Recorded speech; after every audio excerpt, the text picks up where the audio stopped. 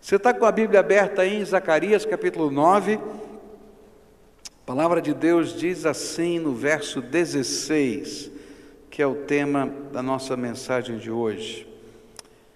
Naquele dia, o Senhor, o seu Deus, os salvará como rebanho do seu povo, e como joias de uma coroa brilharão em sua terra. Naquele dia, o Senhor, o seu Deus, os salvará como rebanho do seu povo, e como joias de uma coroa brilharão em sua terra. Senhor Jesus, agora que vamos meditar na Tua Palavra, só tem sentido se o Teu Espírito falar conosco aqui. Como homem, eu quero me confessar diante de Ti e dos meus irmãos, pecador, cheio de defeitos.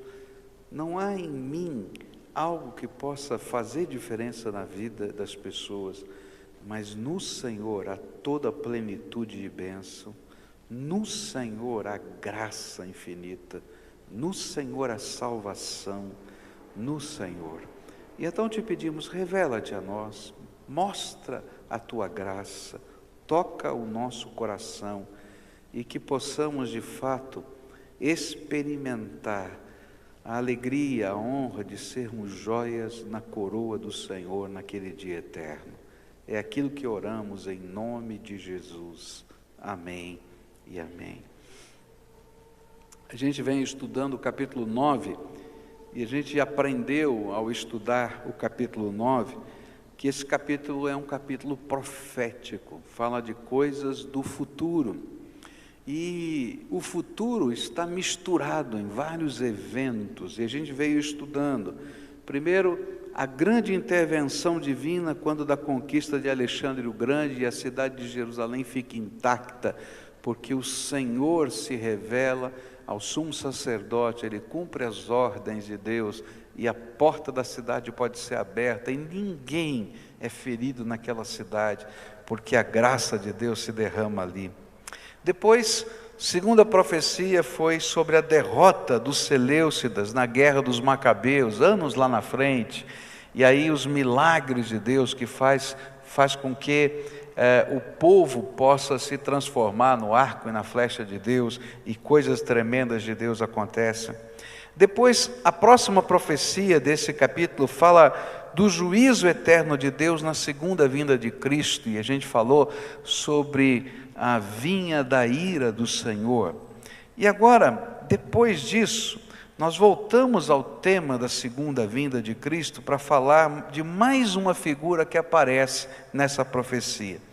E essa figura é a joia da coroa de Cristo, ou as joias da coroa de Cristo.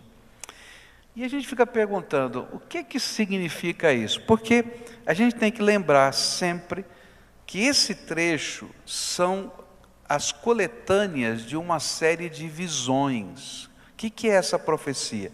O profeta está vendo coisas, e ele está escrevendo o que ele está vendo, as visões, e então ele vê, não é, o Senhor, não é, o Filho do Homem descendo nas nuvens, e esse Senhor descendo nas nuvens, ele tem uma coroa, e eu não sei exatamente como ele vê, mas ele identifica essa coroa com o rebanho que ele está trazendo junto com ele.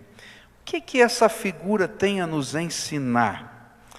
Estas joias são um símbolo dos que são ou estão sendo salvos. Da mesma maneira que as vinhas da ira representam o inferno, as joias da coroa representam o nosso resgate, que se torna em glória para o nosso Senhor. Eu não sei se você entende isso, mas havia uma discussão lá no céu. Todos os anjos sabiam que Deus queria salvar o homem. Todos os anjos sabiam que Deus amava a cada ser humano. Mas os anjos não conseguiam entender como Deus poderia salvar o homem, porque Deus é santo, Deus é perfeito, no céu não cabe o pecado, e não tem jeito. Os anjos estavam olhando lá para mim e para você e diziam: esse aqui é um pecador. Olha lá, Anselmo é um pecador, não tem jeito, não tem jeito, é pecador mesmo, pecador. Como é que vai entrar no céu? E aí começa essa grande discussão dos anjos. A Bíblia diz que esse era um segredo absoluto, que só o Pai, o Filho e o Espírito Santo conheciam. E aí então Jesus vem a esse mundo, nem Satanás sabia. E a palavra de Deus diz que Satanás faz de tudo para destruir o Filho do Homem, para destruir o Messias, para impedir a obra dele desde o seu nascimento. Ele tenta impedir de todas as maneiras, tenta matá-lo, e ele não consegue, até que ele consegue colocá-lo na cruz. E aí ele imaginou que ele estivesse alcançando a vitória. E a Bíblia diz que se os principados e potestades conhecessem o plano de Deus para a nossa salvação, nunca teriam crucificado a Jesus, o Filho de Deus. Porque esse era o jeito. Jesus tomaria o nosso lugar, os nossos pecados seriam cravados na cruz, ele desceria o Hades por nós. E então, quando ele voltar, a honra, a glória, o louvor da sua grandeza não vai estar apenas na justiça demonstrada no inferno, mas estará na beleza dos salvos que descerão com ele, porque a Bíblia vai dizer para a gente, no Novo Testamento, que no dia da volta do Senhor Jesus, vai acontecer algo tremendo. A Bíblia diz que todos os que estiverem mortos, e que tinham essa fé no Cristo vivo como seu Salvador, ressuscitarão, e descerão com Jesus nas nuvens. Você pode imaginar o Senhor descendo, e a glória dele naquele séquito de todos aqueles que morreram, de todas as épocas, todos aqueles que serviram a Deus vão estar com os corpos glorificados, à semelhança do corpo de Jesus. E enquanto a gente está vendo esse negócio estranho acontecendo, porque a Bíblia diz que todo olho verá, do ocidente ao oriente, eu não sei como vai ser, mas todo mundo vai ver que algo tremendo está acontecendo. E quando todo mundo estiver olhando para o céu, a Bíblia diz que naquele instante ele vai dizer: vem, e todos aqueles que estão vivos em Cristo Jesus, e que creem nele como Senhor e Salvador, serão arrebatados nas nuvens. E enquanto você estiver subindo lá para as nuvens para se encontrar com o resto do povo de Deus, o seu corpo vai ser transformado à semelhança do corpo ressuscitado de Jesus Cristo, num piscar de olhos, e todo mundo vai ver. E aí a Bíblia vai dizer que naquela hora toda língua confessará e todo joelho se dobrará para dizer: Jesus Cristo é o Senhor. As joias da coroa de Jesus representam o nosso resgate, e elas representam ou glorificam o nosso Senhor, pelo seu amor, pela sua grandeza, pelo seu poder, pela sua inteligência de arrumar um jeito de nos salvar. E a Bíblia diz que essa glória do Senhor, ela não vai acontecer só nas nuvens, ela vai perdurar por toda a eternidade. Ser joia da coroa do Senhor representa a bênção de pertencer ou de participar do céu. Tem gente que não crê no inferno, tem gente que não crê no inferno e só acredita no céu. Tem gente que crê no inferno e no céu. E a Bíblia fala a respeito dessas duas coisas. Então, o que significa participar do céu? Ser joia da coroa do Senhor Jesus. Apocalipse 21 vai nos ensinar sobre isso. Diz assim a palavra do Senhor: e então vi um novo céu e uma nova terra. O primeiro céu e a primeira terra desapareceram e o mar sumiu. E vi a cidade santa, a Nova Jerusalém, que descia do céu. ela vinha de Deus, enfeitada e preparada, vestida como uma noiva que vai se encontrar com o noivo. E ouvi uma voz forte que vinha do trono, a qual disse: agora a morada de Deus está entre os seres humanos. Deus vai morar com eles, eles serão os povos dele. O próprio Deus estará com eles e será o Deus deles. Ele enxugará dos olhos deles todas as lágrimas. Não haverá mais morte, nem tristeza, nem choro, nem dor. As coisas velhas já passaram. Aquele que estava sentado no trono disse: agora faço novas todas as coisas. E também me disse: escreva isto, pois estas palavras são verdadeiras e merecem confiança. E continuou: tudo está feito. Eu sou o alfa e o ômega, o princípio e o fim. A quem tem sede darei água para beber de graça da fonte da água da vida. E aqueles que conseguirem a vitória receberão de mim este presente: eu serei o Deus deles, e eles serão meus filhos. Mas os covardes, os traidores, os que cometem pecados nojentos, os assassinos, os imorais, os que praticam a feitiçaria, os que adoram ídolos e todos os mentirosos, o lugar dessas pessoas é o lago onde queima o fogo e o enxofre, que é a segunda morte. É interessante que o céu é descrito de algumas maneiras na Bíblia. O capítulo 22, por exemplo, vai falar das ruas de ouro, vai falar das portas do céu, que são de pedras preciosas. Eu estava relendo e fiquei pensando, uma das portas da cidade de Jerusalém, segundo aquela descrição, é uma pérola. Eu fiquei pensando, qual o tamanho da pérola? Quanto deve pesar essa pérola, né? A gente fica olhando nessa dimensão.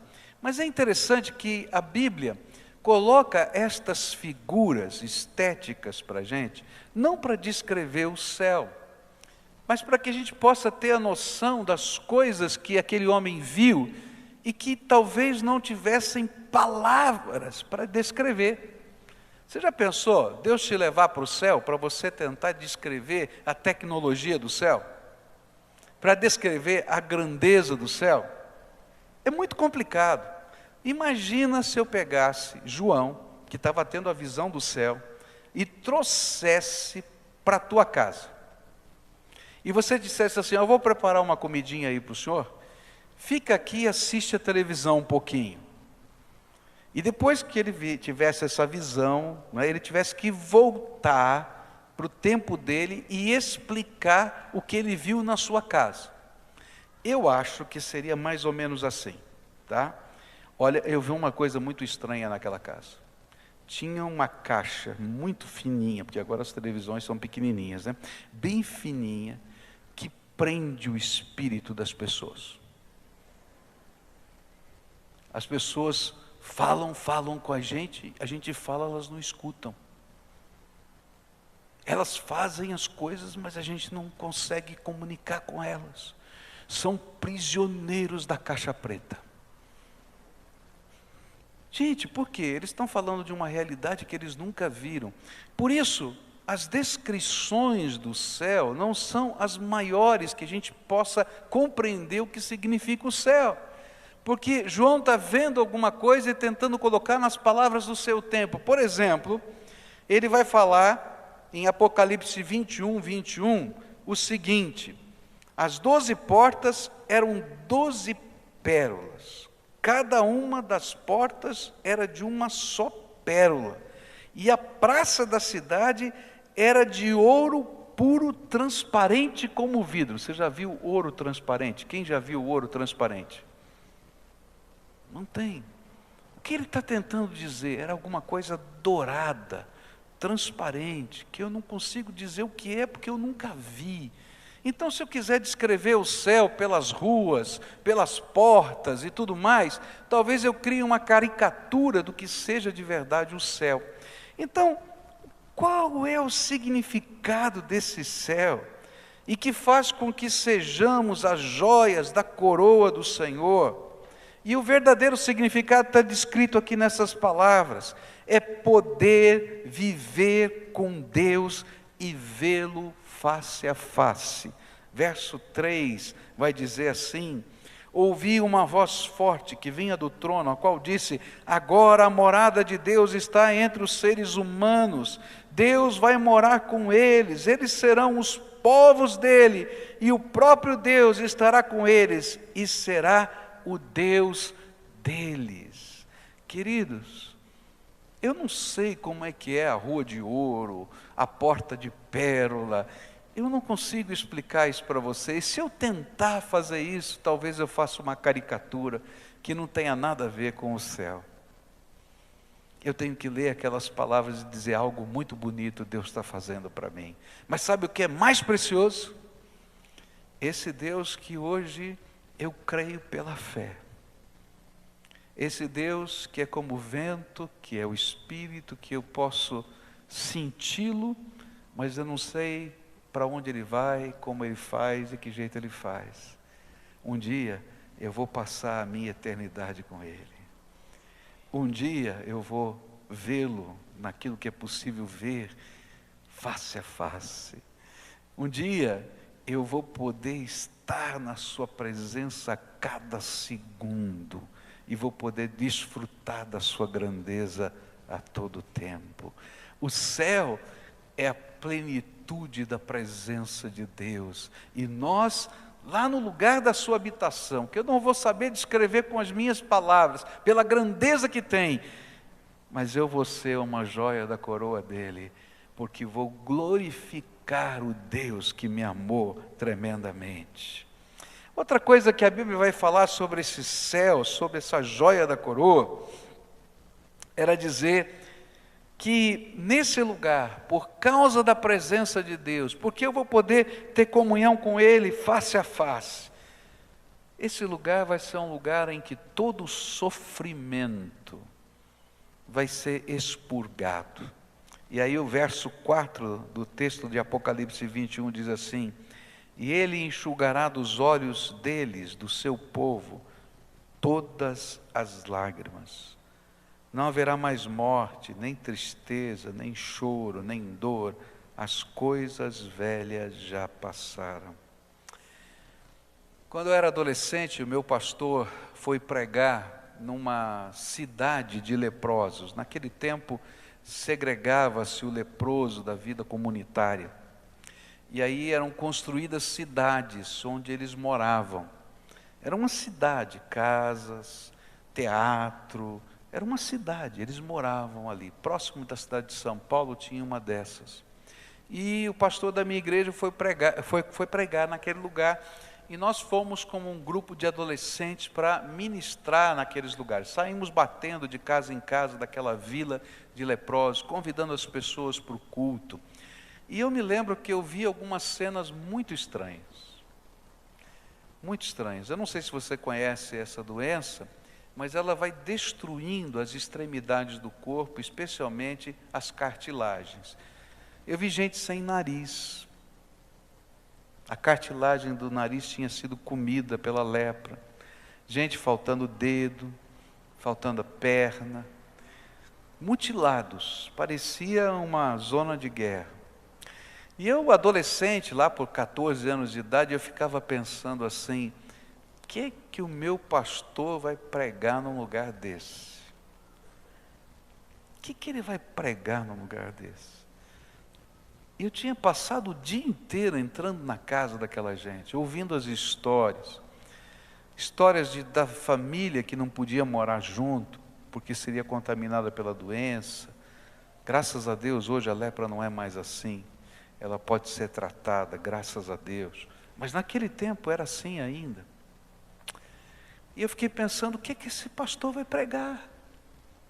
E chegou o culto, sabe, ele foi pregar sobre o céu.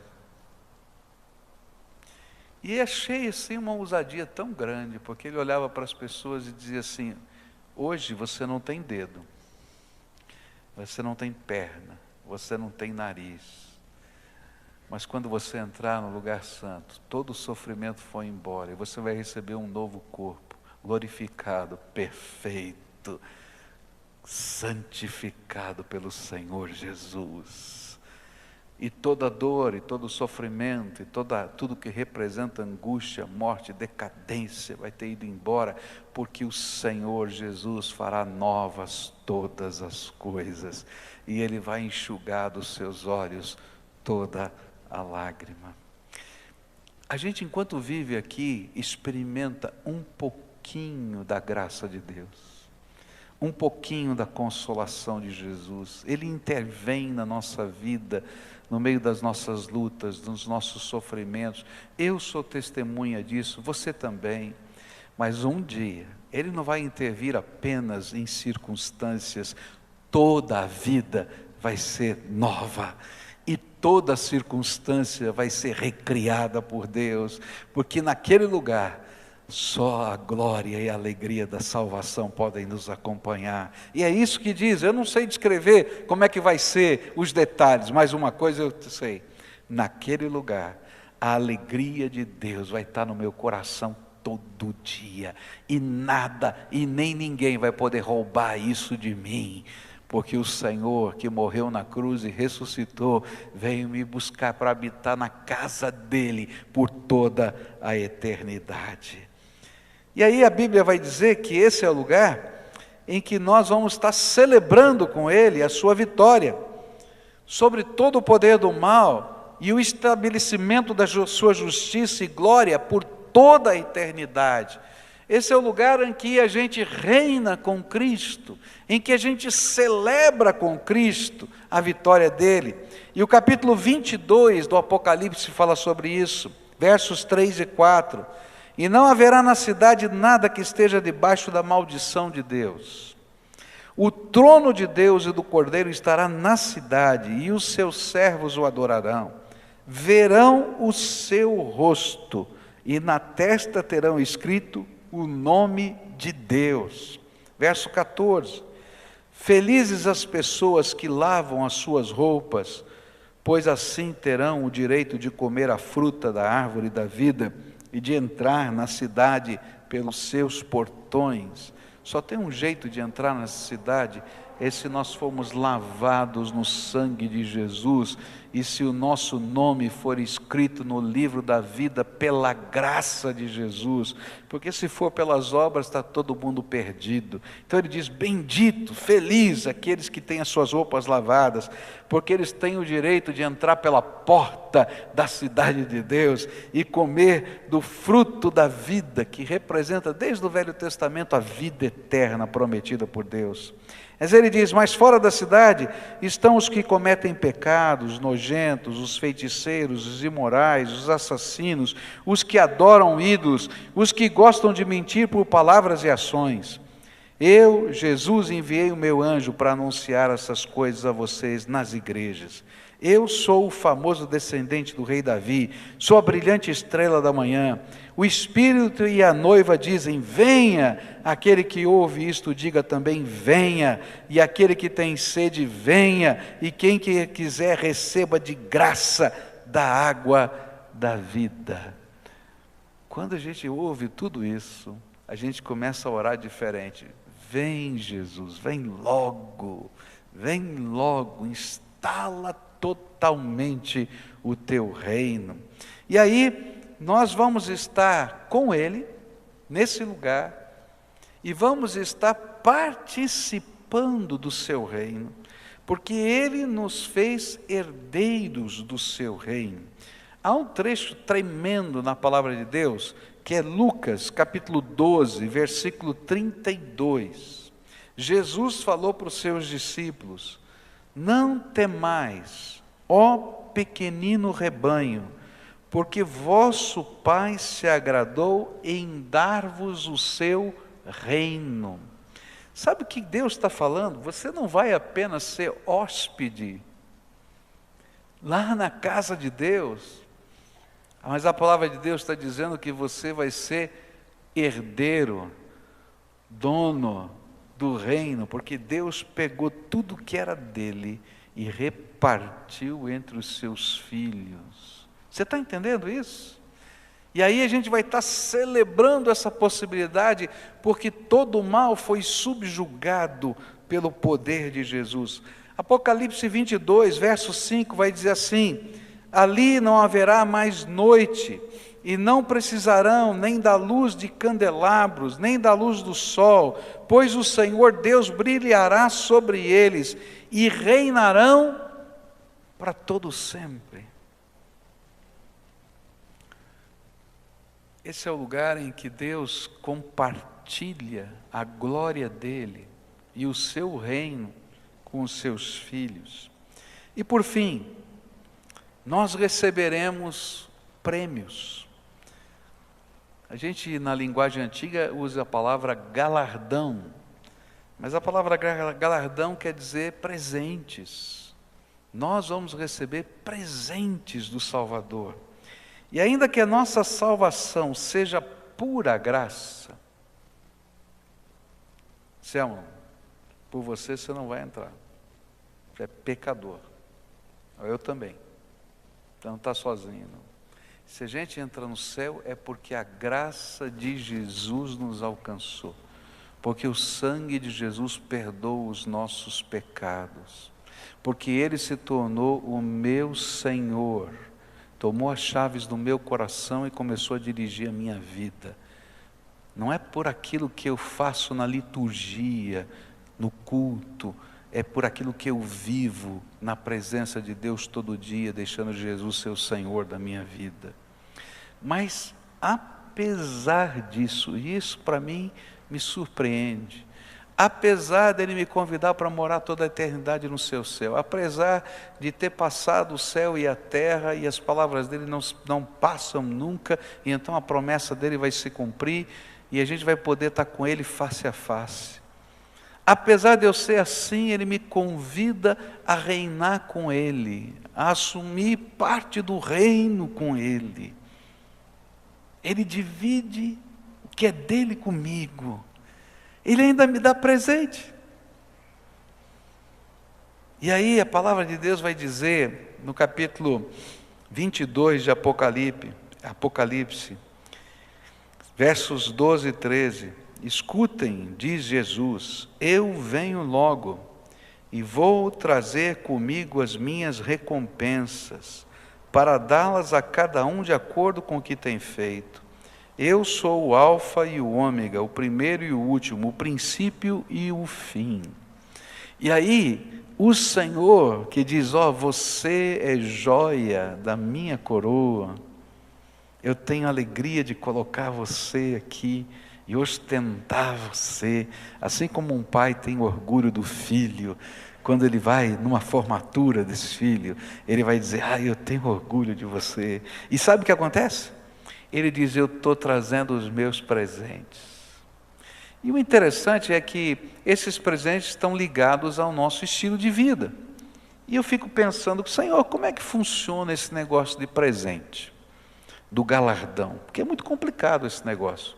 Quer dizer que alguém que tem mais oportunidade, mais dons, como é que funciona isso aí? E aí eu aprendi uma coisa muito simples na Bíblia. Muito simples. A Bíblia diz que se você der um copo d'água para um profeta, ajudando o profeta a pregar a palavra, você vai receber o mesmo galardão daquele que pregou a palavra. E eu fiquei pensando, Senhor, eu não entendi esse negócio. A Bíblia diz que lá naquela parábola, lembra? A parábola que ele contrata os trabalhadores, um começou às 6 horas da manhã, o outro começou de tarde, e chegou no final do dia, ele pagou a mesma coisa. E aí você fica dizendo, Senhor, mas eu trabalhei o dia inteiro, o outro trabalhou. Eu falei, mas qual é o critério desses presentes? E aí eu aprendi uma coisa para a minha vida. O critério não é o que eu faço, nem o quanto eu faço, mas o quão disposto eu estou a ouvir a voz de Deus e fazer o que Ele mandar na hora que Ele mandar. Não importa se você toca, se você prega, se você viaja, se você faz, se tem dinheiro, não tem dinheiro, o que Deus está olhando é o coração. aquele coração que diz: Senhor, o que tu queres de mim? Eis-me aqui, estou disponível. E o Senhor diz: olha, me ajuda aqui lavando a louça da casa do vizinho. E você vai lá e lava a louça da casa do vizinho. Ele diz: aleluia, esse aqui é um filho que me ouve. Esse é um filho que está disponível na minha mão. E o galardão está preparado para ele. Você está entendendo? Coração maleável. Nessa manhã eu queria trazer para você essa palavra de esperança. Se você recebeu Jesus como Senhor da sua vida, não como um ato litúrgico, não como parte de uma confissão religiosa, mas como entrega de vida. Jesus mora aí no teu coração. Ele é o Senhor da tua vida. Você está disponível: Senhor, estou aqui, eis-me aqui, usa a minha vida do jeito que o Senhor quiser. Então, a graça de Jesus vai encher o teu coração. O sangue de Jesus vai perdoar os seus pecados. O Espírito Santo vai selar a tua vida e vai escrever: propriedade exclusiva de Jesus. Aqui nessa terra Ele vai falar com você, vai dirigir você, vai guiar você todos os dias. Mas quando chegar o tempo de você partir dessa terra, ou Ele voltar na sua glória, não importa, você vai estar nas nuvens com Ele, e você vai ser a joia da coroa dEle, e Ele vai te levar por toda a eternidade ao seu céu. Eu não sei como é que vai ser, que esse negócio de rua de ouro, de porta de pérola, eu não entendo, mas eu sei que eu vou estar lá, face a face com Ele, por toda a eternidade. Não vou sentir frio, porque a luz de Deus, o calor de Deus, a presença de Deus me aquece. Não vai ter escuridão, porque Ele me ilumina. Não vai ter lágrima, porque Ele vai ter enxugado dos meus olhos toda lágrima, e Ele vai ter feito novas todas as coisas da minha vida, por toda a eternidade. E quando eu achar que está bom, Ele ainda vai me dar presente. Mas tem uma cena aqui no Apocalipse que chama a minha atenção. É que quando as coroas que representam esses presentes forem colocadas na cabeça de cada um de nós, e a gente olhar para a grandeza de Jesus, a glória do nosso Salvador, diz a Bíblia que ninguém vai conseguir ficar com a sua coroa. E a Bíblia diz que aqueles 24 anciãos que representam todos nós, se levantam, tiram a sua coroa da cabeça, jogam aos pés de Jesus, colocam o rosto em terra e diz: bendito seja o Senhor que nos salvou. Ele vai me dar presentes, mas como é que eu vou usar esse presente? Você já sentiu um presente que constrange, já recebeu um presente que constrange você? Que toca? Eu nunca vou me esquecer, a gente estava fazendo uma viagem, eu e Cleusa, para a Argentina, era período de frio, nós fomos fazer uma visita a uma irmãzinha que estava no leito de morte, já ela iria partir, muito provavelmente no meio daquela viagem ela morreria, como de fato aconteceu. E oramos por ela e saímos e fomos fazer outras coisas, e passou o tempo um pouquinho, tocava o telefone e era a filha dessa senhora.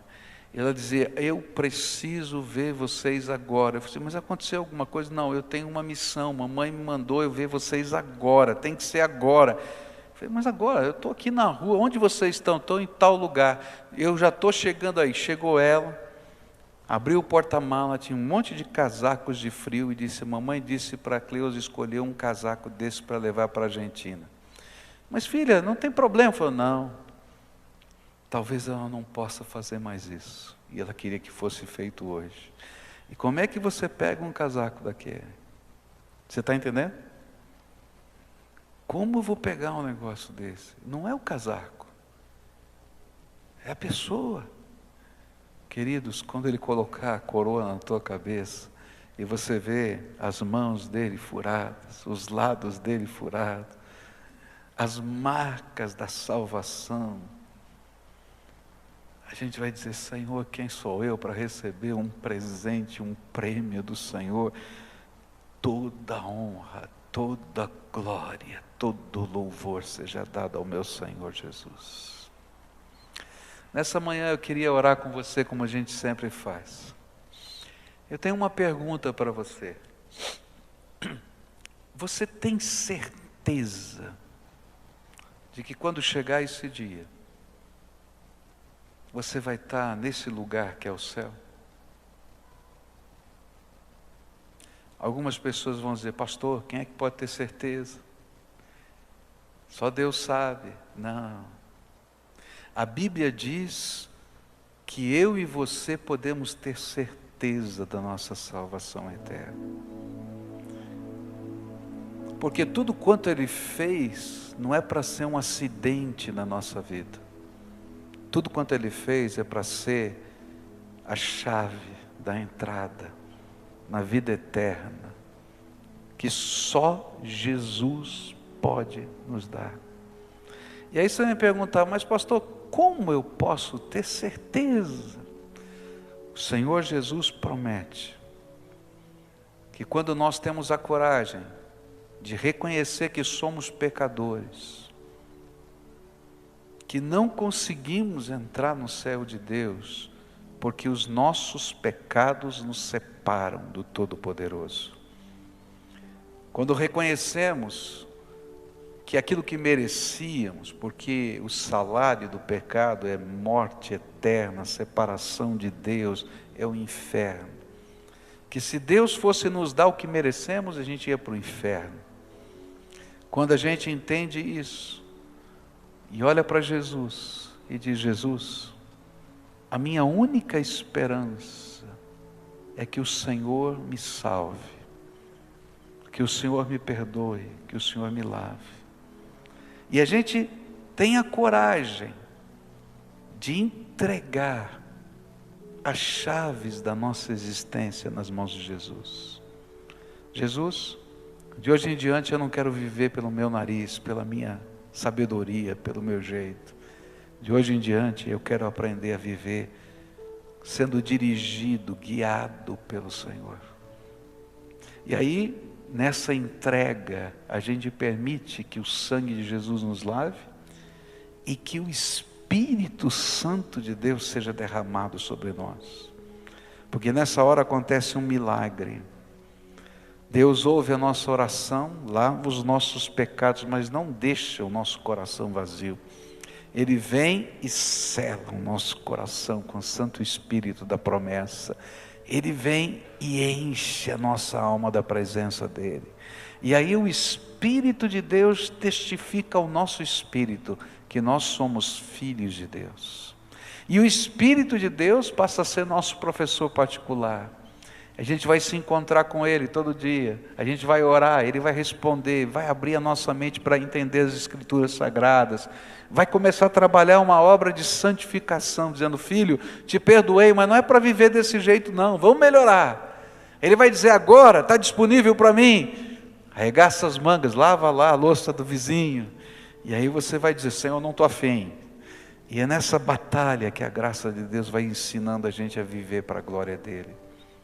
Querido, se você ainda não tem essa certeza, é porque o Espírito de Deus não testificou o teu espírito, senão você teria essa certeza.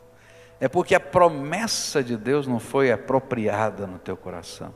Então hoje, pela fé, eu quero convidar você a fazer uma entrega de vida, de coração, de alma, de tempo, de valores, de tudo. E dizer: de hoje em diante eu quero aprender a andar com Jesus. Senhor, de hoje em diante o dono do meu coração é o Senhor. Pode mexer, pode tirar, pode inverter, pode mexer nas prioridades, porque eu quero viver de hoje até a eternidade como servo do Senhor. Se há alguém que hoje quer fazer essa oração de fé, eu vou pedir para você ficar de pé aí no seu lugar para a gente orar junto. Eu sempre chamo para vir aqui à frente, mas está difícil, né? Com toda essa grade que está aqui, não tem condição. Mas se hoje o Espírito Santo de Deus está falando com você aí na galeria, aqui embaixo, em qualquer lugar, e você quer responder essa oração de fé, eu quero orar junto com você. Então fica de pé aí no teu lugar para a gente orar. Tem alguém a quem o Espírito Santo está falando? Fica de pé lá na galeria, fica de pé aqui embaixo. O Espírito de Deus falou com você, você está respondendo, não tem do que se envergonhar, você está na presença do Todo-Poderoso. E a gente vai falar com ele: Senhor, eu ouvi a tua voz, entendi que era comigo esse negócio, e estou respondendo essa oração. Então a primeira oração só você pode fazer. Entrega a chave da tua vida para Jesus. Diz: Senhor, está aqui a minha vida. Só o Senhor conhece o que eu sou. Toma a minha vida, toma o meu coração, toma a minha casa. Perdoa os meus pecados, mas me ajuda a viver uma vida nova, segundo os valores do teu reino. Agora eu quero orar por você. Senhor Jesus, aqui estão os teus filhinhos amados, por quem o Senhor morreu na cruz do Calvário, por quem o Senhor ressuscitou dentre os mortos.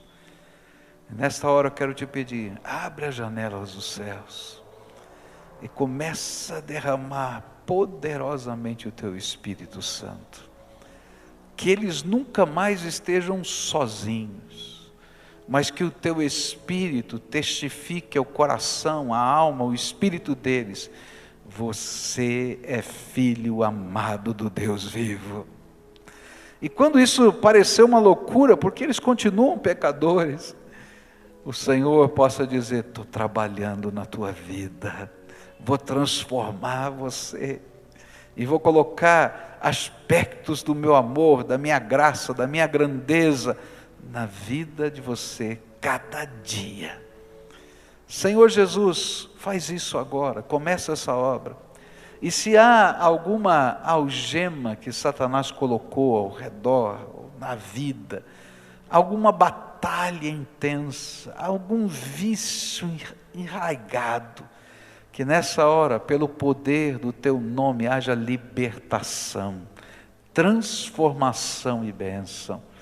E que, Senhor, como herdeiros desse teu reino eterno, a alegria da salvação esteja nos nossos corações. Fica com os teus filhos, é o que oramos em nome de Jesus. Amém e amém.